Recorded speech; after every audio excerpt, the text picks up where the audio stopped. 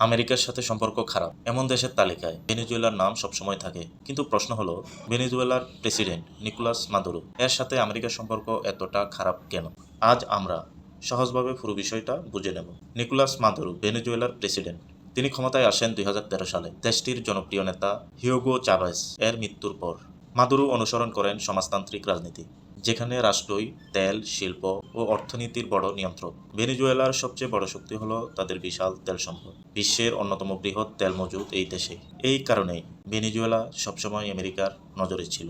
2018 সালে প্রেসিডেন্ট নির্বাচনে মাদুরো আবার ক্ষমতায় আসেন, কিন্তু আমেরিকা ও পশ্চিমা দেশগুলো বলে এই নির্বাচন স্বচ্ছ নয়।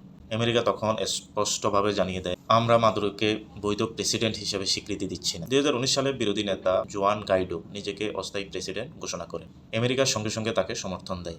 মাদুরো এটাকে ভেনেজুয়েলার অভ্যন্তরীণ বিষয়ে সরাসরি হস্তক্ষেপ বলে অভিহিত করেন। এখান থেকেই সম্পর্ক খারাপ হয়ে যায়। এরপর আমেরিকা ভেনেজুয়েলার উপর দেয় কড়া নিষেধাজ্ঞা। তেল রপ্তানিতে বাধা, ব্যাংকিং ও আন্তর্জাতিক লেনদেন বন্ধ, সরকারি কর্মকর্তাদের সম্পদ জব্দ। এর ফল ভোগ করে সাধারণ মানুষ। দেশে দেখা দেয় খাদ্য সংকট ও মূল্যস্ফীতি। নিকোলাস মাদুরো ও আমেরিকার সম্পর্ক খারাপ হওয়ার পেছনে রয়েছে রাজনীতি, তেল, সম্পদ আর বিশ্ব ক্ষমতার লড়াই।